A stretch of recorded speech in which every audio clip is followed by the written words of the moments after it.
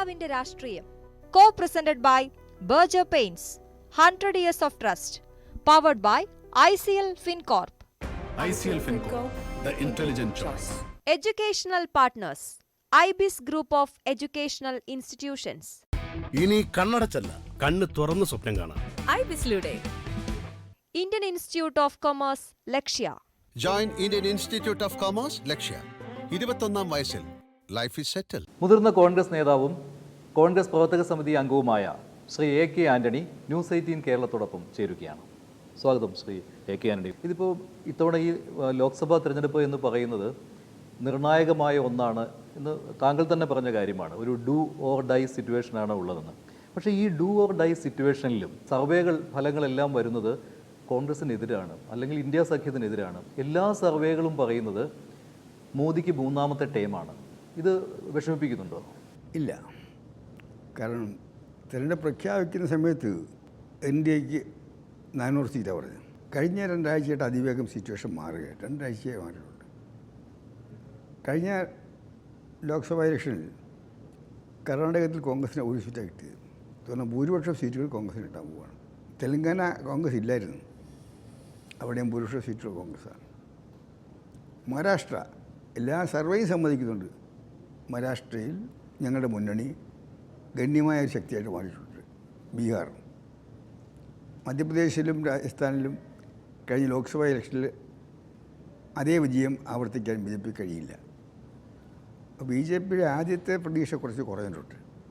ഞങ്ങളുടെ പ്രതീക്ഷ നാളെ ചെല്ലുന്തോറും കൂടുതൽ ആത്മവിശ്വാസം വർദ്ധിക്കുന്നുണ്ട്.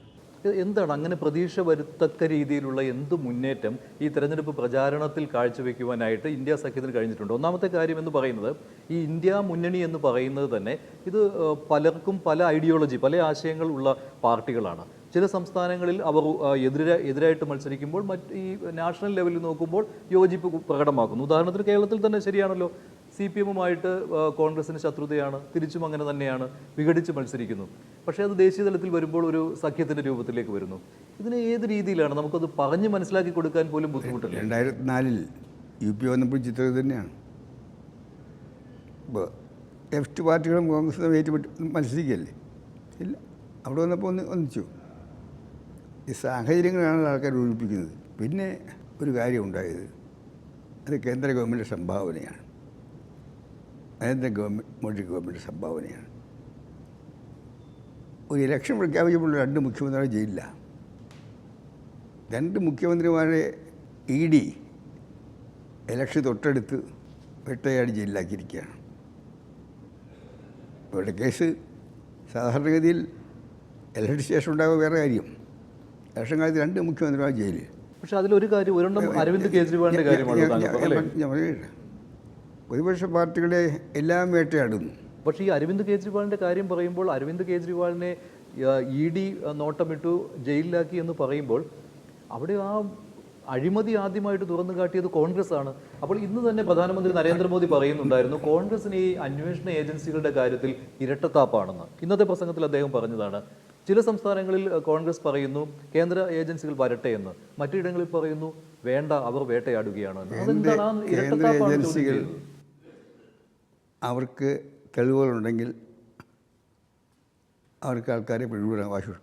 പക്ഷേ ഇലക്ഷൻ്റെ അവസാന നിമിഷത്തിൽ ഇത്ര കൂട്ടമായിട്ടുള്ള ഈ വേട്ടയാടൽ അൺടൈംലിയാണ്. അങ്ങനെയാണെങ്കിൽ കേരളത്തിലും അൺടൈംലി ആണോ? ഇതോ കേരളത്തിലും അങ്ങനെയാണോ? ഈ ഇലക്ഷൻ എടുത്തപ്പോൾ വന്നു എന്ന് താങ്കൾ പറയുമോ? ED കേരളത്തിലെ EDയുടെ നീക്കത്തിൻ്റെ അവർ തെളിവ് കൊണ്ടുവരാണ്. ഇപ്പോഴും EDക്ക് തെളിവുകൾ ഹാജരാക്കാൻ കഴിഞ്ഞിട്ടില്ല. തെളിവുകൾ ഹാജരാക്കി കോടതി പോയതിന് ശേഷമേ അതിൻ്റെ ശരി എന്ന് ഞാൻ പറയുള്ളൂ.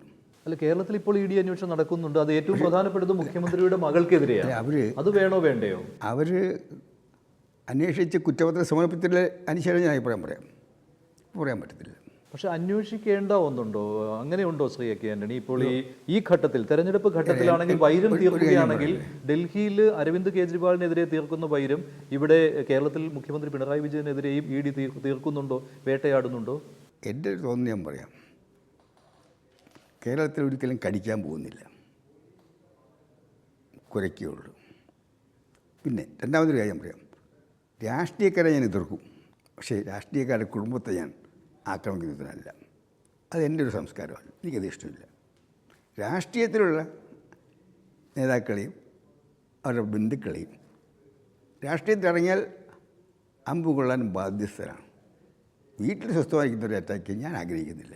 അല്ല, അങ്ങനെയല്ല. മുഖ്യമന്ത്രിയുടെ പേര് ഉപയോഗിച്ചുകൊണ്ട് കുടുംബത്തിലെ ഒരംഗം അഴിമതി നടത്തുകയാണ്, അല്ലെങ്കിൽ കാശ് സമ്പാദിക്കുകയാണെങ്കിൽ അതിനെ എതിർക്കേണ്ടത് ജനങ്ങളുടെയും കൂടി ആവശ്യമല്ലേ? അവർ തെളിയിക്കട്ടെ, അവർ കുറ്റവാദം സമർപ്പിക്കട്ടെ.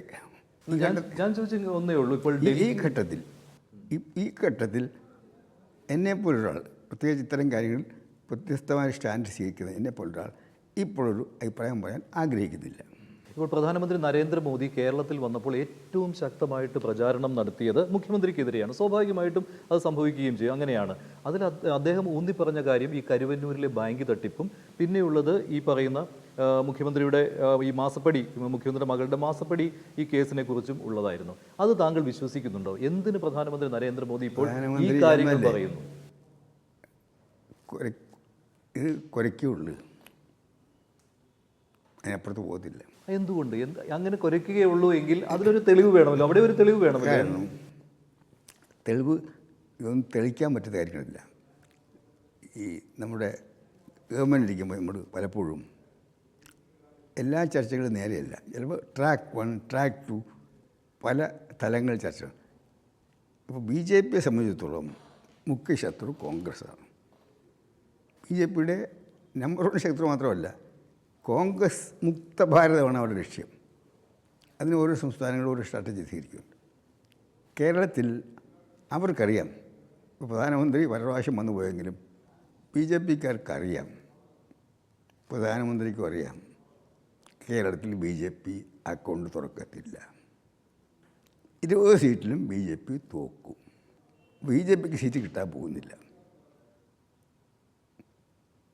ഇന്നത്തെ നിലയിൽ കാര്യങ്ങൾ അനുകൂലമായി പോകുന്ന ഘട്ടത്തിൽ UDFന് വേണമെങ്കിൽ 20 സീറ്റ് ജയിക്കാവുന്ന സാഹചര്യമുണ്ട്. BJPക്കാണെങ്കിൽ ഒറ്റ സീറ്റ് ജയിക്കാൻ പോകുന്നില്ല. മിക്കവാറും എല്ലാ സീറ്റിലും ഒരു 3-ാം സ്ഥാനത്ത് പോകാനാണ് സാധ്യതയുള്ളത്. പക്ഷേ താങ്കൾ ഈ പറഞ്ഞതുപോലെ ഇവിടെ കടിക്കില്ല എന്ന് പറയുമ്പോൾ അവിടെ ഒരു അഡ്ജസ്റ്റ്മെന്റ് ഉണ്ടെന്നല്ലേ താങ്കൾ അർത്ഥമാക്കുന്നത്? CPM-ഉം ഔപചാരിക അഡ്ജസ്റ്റ്മെൻ്റ് അല്ല എന്ന് ഞാൻ വിശ്വസിക്കുന്നില്ല. BJPക്ക് ആവശ്യം എന്താ? കോൺഗ്രസിൻ്റെ സീറ്റ് കുറയ്ക്കുക എന്നുള്ളതാണ്. കോൺഗ്രസിൻ്റെ സീറ്റ് കുറയ്ക്കുക എന്നുള്ളതാണ്. അതേസമയത്ത് CPM ലക്ഷ്യമുണ്ട് BJP അക്കൗണ്ട് തുറക്കരുത്. അല്ല, വാക്കും പ്രവർത്തിക്കുന്ന വ്യത്യാസമുണ്ടല്ലോ. കോൺഗ്രസിൻ്റെ സീറ്റ് കേരളത്തിൽ കുറയ്ക്കണം. അതിനെന്താ മാർഗം? ഒന്നുകിൽ BJPക്ക് അക്കൗണ്ട് തുറക്കണം. അത് ശീർഷാസനം ചെയ്താലും നടക്കാൻ പോകുന്നില്ല. പിന്നെ സാധിക്കുന്നത് എന്താ? UDFൻ്റെ സീറ്റ്, അതിൽ കോൺഗ്രസിൻ്റെ എണ്ണം കുറയ്ക്കണം. അതിന് ഏക മാർഗം മാർക്സിസ്റ്റ് പാർട്ടി ജയിച്ചോട്ടെ. അത് ഒരു ഔപചാരിക ചർച്ചയല്ലത്, അതൊരു രാഷ്ട്രീയ തന്ത്രമാണ്. ആ തന്ത്രം അറിയാവുന്ന നേതാക്കന്മാർ BJPയിൽ കുറവാണ്. ഒരുപക്ഷെ പ്രധാനമന്ത്രിക്കും ആഭ്യന്തരമന്ത്രിക്കും മാത്രം അറിയാവുന്ന ഒരു ടാക്റ്റിക്കൽ അപ്രോച്ചാണ്. അങ്ങനെയാണെങ്കിൽ മുഖ്യമന്ത്രി പിണറായി വിജയനും അത് അറിയാമായിരിക്കുമല്ലോ. അദ്ദേഹത്തിനും അറിയാവുന്ന തരത്തിരിക്കുന്നു. ഇത് ജനങ്ങൾക്ക് ആകെ ഒരു കൺഫ്യൂഷൻ ഉണ്ടാക്കുന്ന കാര്യമില്ലേ നേതാക്കൾ ഇങ്ങനെ? ഞാൻ ഒരു ഉദാഹരണം പറയട്ടെ ശ്രീ A.K. ആന്റണി. 2014-ലും 2019-ലും ഒക്കെ ഇതേ കാര്യങ്ങൾ പറഞ്ഞിരുന്നതാണ്. അങ്ങനെയാണെങ്കിൽ 2014-ൽ തിരുവനന്തപുരത്ത് രാജഗോപാൽ ജയിക്കേണ്ടതല്ലേ? ഞാനൊരു പേഴ്സണൽ അറ്റാക്കിന് പോകാൻ ആഗ്രഹിക്കുന്നത്. കേൾക്ക്, ഞാനൊരു പേഴ്സണൽ അറ്റാക്കിൻ്റെ ആളല്ല, അതുകൊണ്ടാണ് ആ നിലയിൽ പറയാത്തത്. പക്ഷേ കേരളത്തിൽ മറ്റ് സംസ്ഥാനങ്ങളിലെ EDയുടെ, ഇൻകം ടാക്സിൻ്റെ, CBIയുടെ നിലപാടും കേരളത്തിലെ നിലപാടും തമ്മിൽ വ്യത്യാസമുണ്ടെന്ന് അരിയാഹാരം കഴിക്കുന്ന കേരളത്തിലെ കൊച്ചു കുട്ടികൾക്ക് അറിയാം. മുഖ്യമന്ത്രി അറസ്റ്റ് ചെയ്യുന്നില്ല എന്നൊരു വ്യത്യാസം മാത്രമല്ലേ ഉള്ളൂ. നിങ്ങൾ ചോദിക്കുന്നത് ഞാൻ പറയത്തില്ല. അല്ല, ഞാൻ പറഞ്ഞില്ലേ, എനിക്ക് പ്രത്യേകമായ ശൈലിയുണ്ട്. അതിനപ്പുറത്ത് എന്ത് പ്രകോപനം വന്നാലും ഞാൻ പോകത്തില്ല. പേഴ്സണൽ അറ്റാക്കിലേക്ക് ഞാൻ പോകത്തില്ല. എൻ്റെ അറ്റാക്കല്ല, രാഷ്ട്രീയമാണ്, നിലപാടിലാണ്. നരേന്ദ്രമോദിയെപ്പോഴും ഞാൻ എതിർക്കുന്നത് നരേന്ദ്രമോദി എന്നുള്ള വ്യക്തിയല്ല, BJPയുടെ ആദർശങ്ങളെയാണ്, RSSൻ്റെ പ്രത്യയശാസ്ത്രത്തെയാണ് എതിർക്കുന്നത്, അല്ലാതെ വ്യക്തികളെ ഞാൻ എതിർക്കാറില്ല. അതുപോലെ തന്നെ ഒരിക്കലും ഞാൻ രാഷ്ട്രീയക്കാരല്ലാത്ത ആൾക്കാരെ കുടുംബാംഗങ്ങളെ എതിർക്കുന്ന ശീലം എനിക്കില്ല. അതുകൊണ്ട് എനിക്ക് എൻ്റെ സ്വഭാവമുണ്ട്, ആ സ്വഭാവത്തിൽ ഞാൻ പോട്ടെ. ഇപ്പോൾ മറ്റൊരു കാര്യം എന്ന് പറയുന്നത്, ഇപ്പോൾ ഈ അഡ്ജസ്റ്റ്മെൻറ്റുകൾ കാര്യങ്ങൾ എന്നൊക്കെ പറയുമ്പോഴും ഈ CPM ഉന്നയിക്കുന്ന ഒരു കാര്യമുണ്ട്, LDF ഉന്നയിക്കുന്ന ഒരു കാര്യമുണ്ട്. എന്തിനാണ് രാഹുൽ ഗാന്ധി കേരളത്തിൽ വന്ന് മത്സരിക്കുന്നത്? 2019 ഇതേ ചോദ്യമുണ്ടായിരുന്നു, 24 അതേ ചോദ്യം പറഞ്ഞു. താങ്കൾ തുടക്കത്തിൽ പറഞ്ഞു വന്ന കാര്യം നോക്കുകയാണെങ്കിൽ, അതിലേക്ക് നമ്മുടെ ശ്രദ്ധ കൊണ്ടുപോവുകയാണെങ്കിൽ, ഇവിടെ മുമ്പെങ്ങുമില്ലാത്തൊരു യോജിപ്പ് കഴിഞ്ഞ 2 ആഴ്ച കൊണ്ടൊക്കെ ഇന്ത്യ മുന്നണിക്ക് ഉണ്ടായിട്ടുണ്ട്. അതൊരു വിജയത്തിലേക്കുള്ള ഒരു ചവിട്ടുപടിയായി വരുമെന്ന്. അങ്ങനെയാണെങ്കിൽ അത് മോശമായി പോയില്ലേ രാഹുൽ ഗാന്ധി വയനാട്ടിൽ വീണ്ടും വന്നത്? താങ്കൾ ചോദിച്ചു ശരിയാണ്. മുമ്പെങ്ങും ഉണ്ടാകാത്ത നിലയിൽ ഇപ്പോൾ തമിഴ്നാട്ടിൽ DMKയുടെ നേതൃത്വത്തിലുള്ള മുന്നണിയാണ്. കോൺഗ്രസ് അതിൽ പ്രധാനപ്പെട്ട കക്ഷിയാണ്. രാഹുൽ ഗാന്ധിയും സ്റ്റാലിനുമാണ് ഒരുമിച്ചുള്ള ക്യാമ്പയിൻ. അവിടെ CPM 2 സീറ്റ് മത്സരിക്കുന്നുണ്ട്. അവിടെ രണ്ടിടത്തും സ്റ്റാലിൻ്റെയും രാഹുൽ ഗാന്ധിയുടെയും ഫോട്ടോയാണ് CPM ഉപയോഗിക്കുന്നത്. കേരള മുഖ്യമന്ത്രി പറഞ്ഞിട്ടുണ്ടെങ്കിൽ ദയവ് ചെയ്ത് കേരളത്തിൽ ഇങ്ങോട്ട് വരണ്ട, ഞങ്ങളെ ശല്യപ്പെടുത്തണമെന്ന് പറഞ്ഞിട്ടുണ്ട്. അങ്ങനെ പറഞ്ഞിട്ടുണ്ടാവോ? പറയാതെ പറഞ്ഞിട്ടുണ്ട്. ഔദ്യോഗികമായിട്ട് പറഞ്ഞിട്ടില്ല. പിണറായി വിജയൻ ചെന്നൈയിൽ പോയാൽ എന്താണ് കുഴപ്പം? പോയില്ല. എന്തുകൊണ്ട് പോയില്ല? തൊട്ടടുത്ത സംസ്ഥാനങ്ങളിൽ ഇലക്ഷൻ എന്തുകൊണ്ട് പോയില്ല? അദ്ദേഹം പറയുന്ന മറുപടിയാണ്. തൊട്ടടുത്ത സംസ്ഥാനത്തിൽ, അതായത് ഡിണ്ടിഗലിലും മധുരയിലുമെങ്കിലും അദ്ദേഹം പോകണം. എന്തുകൊണ്ട് പോയില്ല? ഇവിടെ രണ്ടിടത്ത് പോയാൽ മതിയോ? CPM മത്സരിക്കുന്നിടത്ത് പോയാൽ പോയപ്പോൾ അദ്ദേഹം അങ്ങനെയല്ലോ. തമിഴ്നാട്ടിൽ ഒരു ഫ്രറ്റേണിറ്റി ഉണ്ട്. സ്റ്റാലിനുമായിട്ട് DMK പ്രത്യേകമായ ഒരു കെമിസ്ട്രി ഉണ്ട്.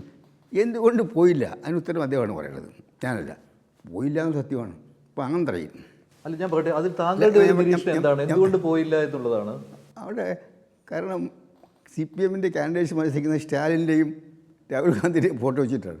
അവിടെ പോയി പ്രശ്നിക്കാൻ മുഖ്യമന്ത്രിക്കൊരു പ്രയാസമുണ്ട്. കാരണം കേരളത്തിൽ മുഴുവൻ ഓരോ ദിവസവും ഇന്നും അദ്ദേഹത്തിൻ്റെ അറ്റാക്കിൻ്റെ കുന്തവനെ രാഹുൽ ഗാന്ധിക്കെതിരാണ്. അപ്പോൾ ആന്ധ്രയിൽ CPIക്കും CPMനും ഓരോ ലോക്സഭാ സീറ്റ് കൊടുത്തിട്ടുണ്ട്. 8 അസംബ്ലി സീറ്റ് വെച്ച് കൊടുത്തിട്ടുണ്ട്. അത് കോൺഗ്രസിൻ്റെ ലീഡർഷിപ്പിലുള്ള മുന്നണിയില്ല. രാജസ്ഥാനിലും കൊടുത്തിട്ടുണ്ട്. രാജസ്ഥാനിൽ ഒരു ലോക്സഭ സീറ്റ്. അത് CPM ഒരു MLAയുടെ സ്ഥലമാണ്. പക്ഷേ ലോക്സഭാ സീറ്റിൽ CPM വലിയ കാര്യമായിട്ട്, പക്ഷേ അവിടെ ഒരു MLA കൊടുത്തിട്ടുണ്ട്. ആ MLAയും രാഹുൽ ഗാന്ധിയുടെ ഫോട്ടോ വെച്ചാൽ വോട്ട് ചെയ്തു. അപ്പോൾ അങ്ങനെയുള്ളൊരു എംബരസിങ് സിറ്റുവേഷനിലേക്ക് പോകാൻ അവരിഷ്ടപ്പെടുന്നില്ല. അതുകൊണ്ടാണ് പോകാത്തത്. പക്ഷേ അതിലും രാഹുൽ വയനാട്ടിൽ വന്ന് മത്സരിക്കുന്നതിനൊരു മറുപടി ആയില്ല. മറുപടി പറയാം. അതിന് എനിക്ക് യാതൊരു പ്രയാസവും ഇല്ല. കാരണം രാഹുൽ ഗാന്ധി 2019 കാരണം നെഹ്റുവിന് ശേഷം വന്ന ഇന്ദിരാഗാന്ധി മുതലൊരു പ്രത്യേകതയുള്ളതും പലപ്പോഴും 2 സീറ്റ് മത്സരിക്കും. തെക്കൈൻ്റെ ഒരു സീറ്റ് മത്സരിക്കും, വടക്കൈൻ്റെ ഒരു സീറ്റ് മത്സരിക്കും. അങ്ങനെ കൺവെൻഷൻ ഇന്ദിരാഗാന്ധി സോണിയാഗാന്ധി മത്സരിച്ചിട്ടുണ്ട്. അങ്ങനെ ഒരു പതിവുണ്ട്. രാഹുൽ ഗാന്ധി വയനാട്ടിൽ മത്സരിച്ചു. ഇന്ത്യ മുന്നണി ഇല്ല. 2019 അദ്ദേഹം മത്സരിച്ചു.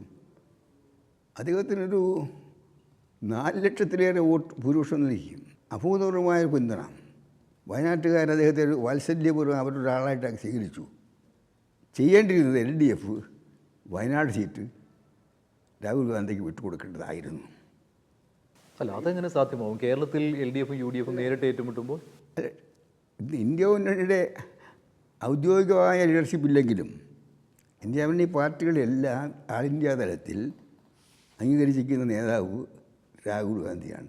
പാർട്ടികൾ മാത്രമല്ല, BJPയുടെ നയങ്ങളെ, RSSൻ്റെ പ്രത്യയശാസ്ത്രത്തെ, മോദിയുടെ ഗവൺമെൻറ്റിനെ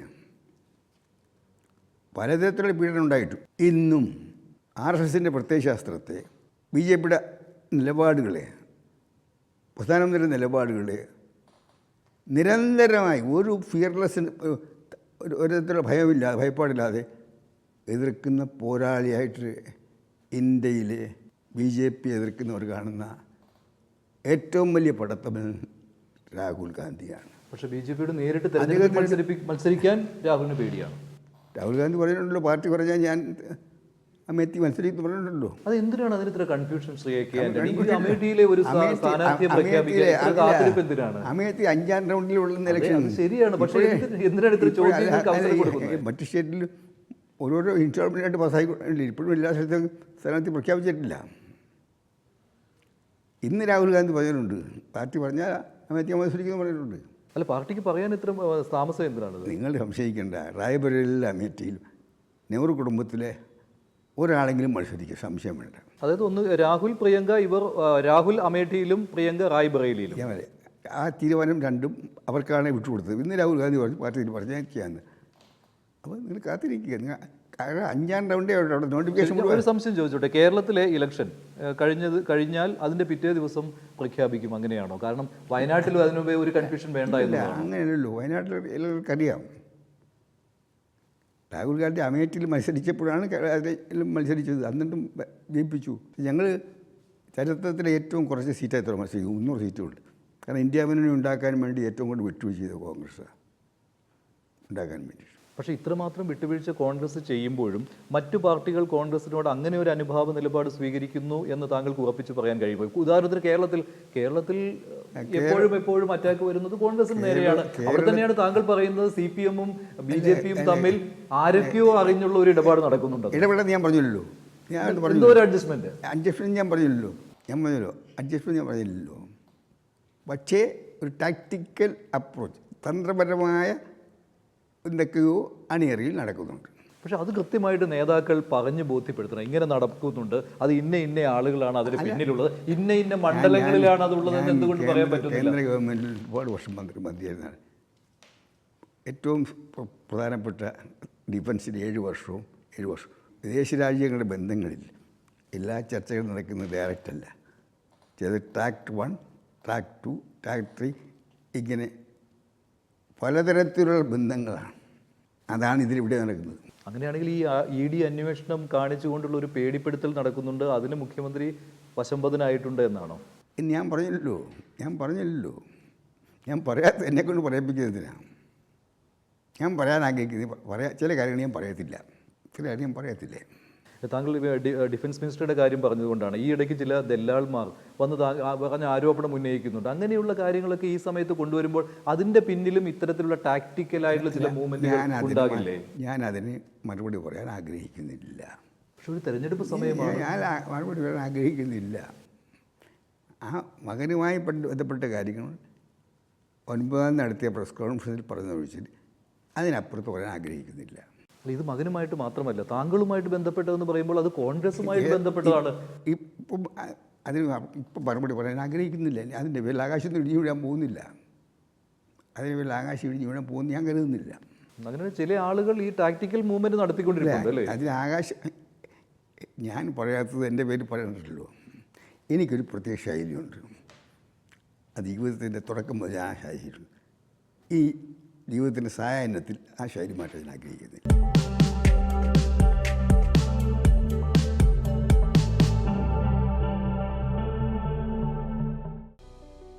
നേതാവിന്റെ രാഷ്ട്രീയം co-presented by Berger Paints 100 years of trust, powered by ICL FinCorp.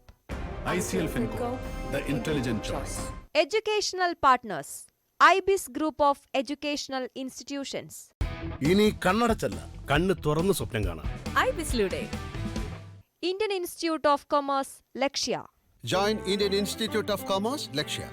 21ാം വയസ്സിൽ ലൈഫ് ഈസ് സെറ്റിൽ.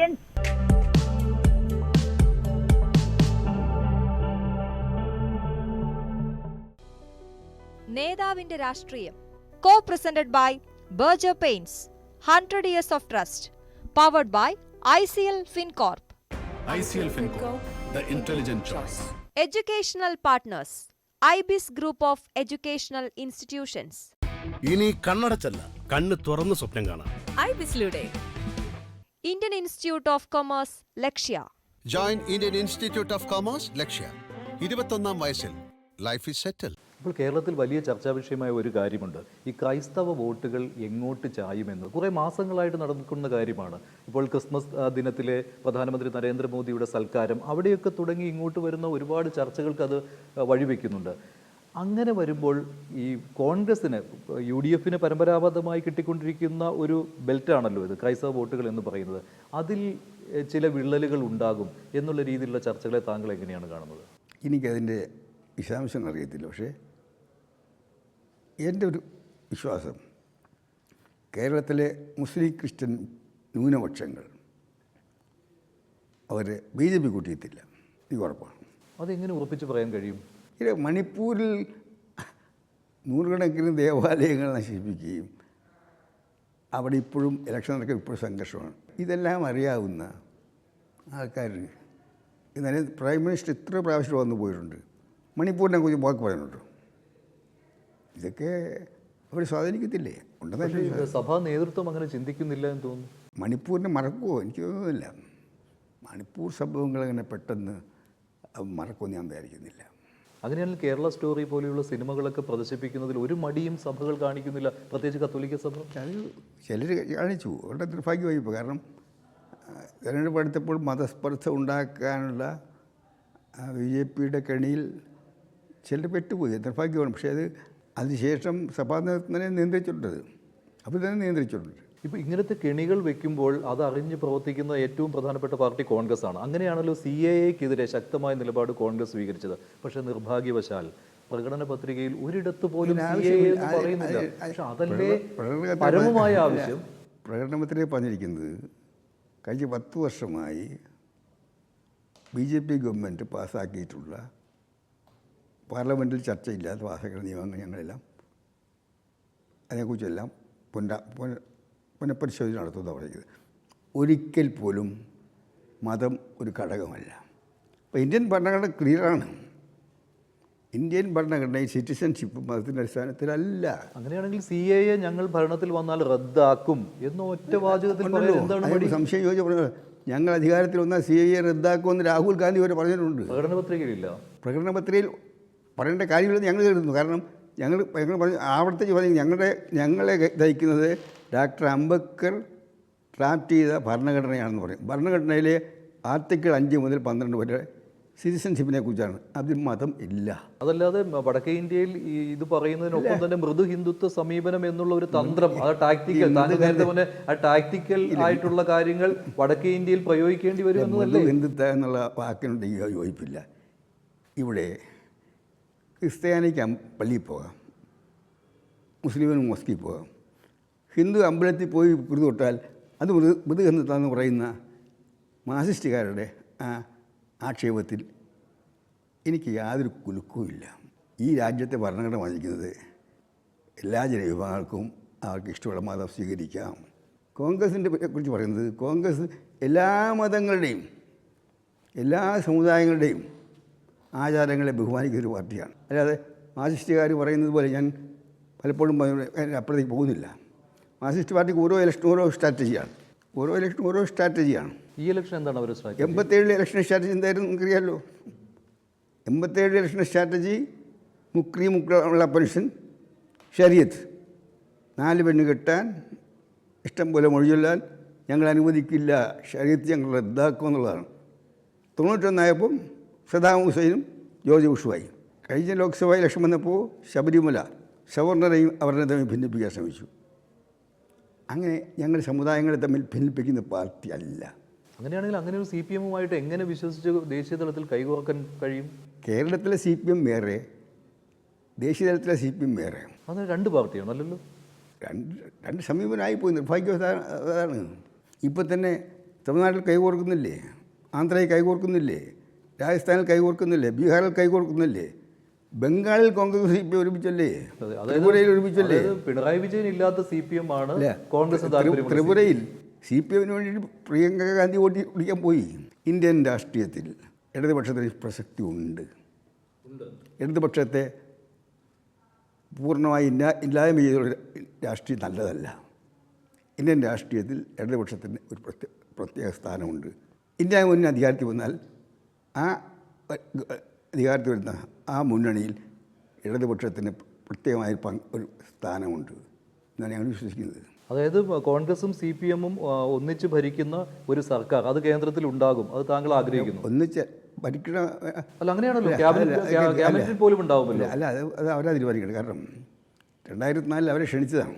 പക്ഷേ ഇപ്പോൾ താങ്കൾ പറഞ്ഞത് അങ്ങനെ വേണമെന്നാണ് താങ്കൾ ഉദ്ദേശിക്കുന്നത്. 2004 അവരെ ക്ഷണിച്ചതാണ്. അത് ശരിയാണ്. അവരുടെ CPM-ന്റെ അവർ സ്വീകരിച്ചില്ല. ഇപ്പോൾ താങ്കൾ പറയുന്നത് അങ്ങനെ വേണമെന്നാണ്. ഞാൻ പറഞ്ഞത് വിശദീകരിക്കട്ടെ. ഞാൻ വിശദീകരിക്കാം. 2004 CPM-നെ ഒരു ക്ഷണിച്ചതാണ്. പക്ഷെ അത് കേരളത്തിൽ ഒരു ക്ഷീണമാകില്ലേ? കേരളത്തിൽ CPM കോൺഗ്രസ് തമ്മിൽ അടിച്ചു നിൽക്കുന്ന ഒരു സമയത്ത് ഇങ്ങനെ ദേശീയ തലത്തിൽ CPM നല്ലതാണ്, കേരളത്തിൽ മോശമാണ് എന്ന് പറയുമ്പോൾ അങ്ങനെയായിപ്പോയി. കേരളത്തിൻ്റെ ഒരു യാഥാർത്ഥ്യം, കേരളത്തിൻ്റെ പ്രത്യേകമായ സാഹചര്യത്തിൽ CPM കോൺഗ്രസും തമ്മിൽ ഇല്ലാത്തൊരു അടുപ്പുള്ള സാഹചര്യമായിപ്പോയി. പ്രത്യേകിച്ച് കേരളത്തിലെ മുഖ്യമന്ത്രിയാണെങ്കിൽ കോൺഗ്രസ് എന്ന് പറഞ്ഞാൽ അദ്ദേഹത്തിന് കണ്ടുകൂടാ. കാരണം ഇന്ത്യയിലെ ഇടതുപക്ഷ പാർട്ടികളെല്ലാം പ്രകാശ് കാരറ്റാകട്ടെ, അതുപോലെ CPMൻ്റെ ജനറൽ സീതാറാം യെച്ചൂരിയാകട്ടെ, അവരാരും രാഹുൽ ഗാന്ധിക്കെതിരെ വാക്ക് പറഞ്ഞിട്ടില്ല. പക്ഷേ കേരളത്തിലെ മുഖ്യമന്ത്രി ഓരോ ദിവസവും അറ്റാക്ക് ചെയ്തത് രാഹുൽ ഗാന്ധിയാണ്. തിരിച്ചു അങ്ങനെയാണല്ലോ കോൺഗ്രസ് നേതാക്കൾ അറ്റാക്ക് ചെയ്യുന്നത് പ്രധാനമന്ത്രി നരേന്ദ്രമോദിയെ അല്ല, പിണറായി വിജയനെ. ഞങ്ങൾ ഏറ്റവും കൂടുതൽ അറ്റാക്ക് പ്രധാനമന്ത്രി നരേന്ദ്രമോദിയാണ്. പക്ഷേ മുഖ്യമന്ത്രി പിണറായി വിജയൻ നരേന്ദ്രമോദിയുടെ വാക്ക് ഉപയോഗിക്കുന്നത് വളരെ കുറച്ചതാണ്, വളരെ കുറച്ചാണ്.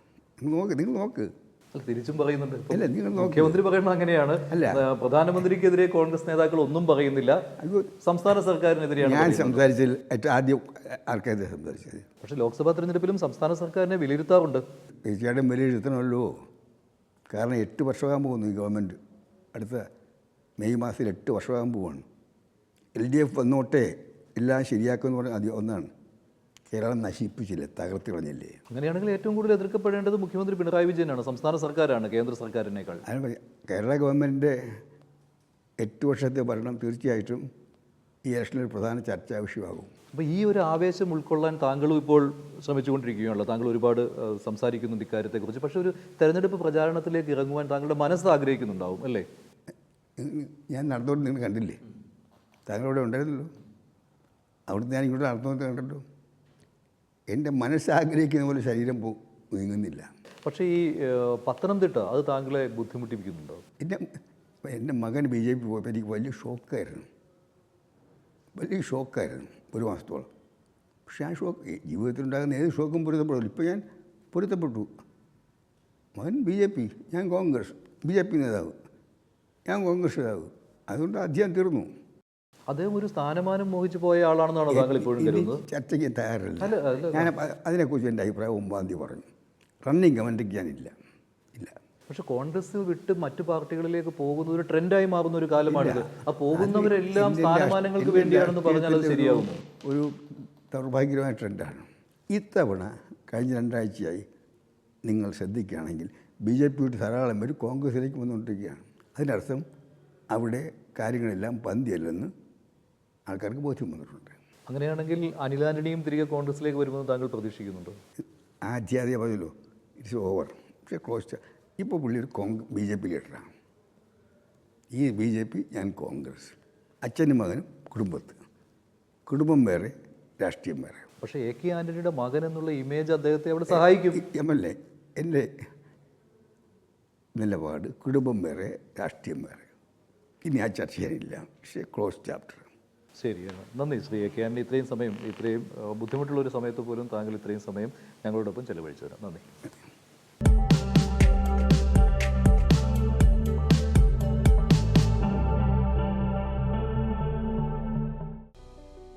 നേതാവിന്റെ രാഷ്ട്രീയം.